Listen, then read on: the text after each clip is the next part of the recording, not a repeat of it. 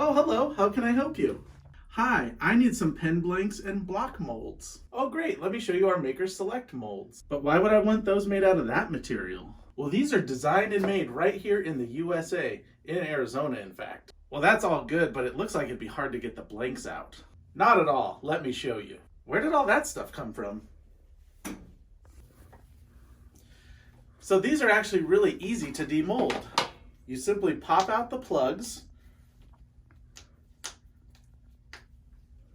put it in the demold rack, and use air.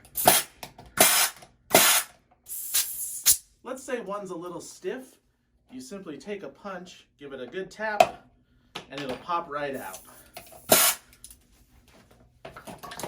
Easy as could be.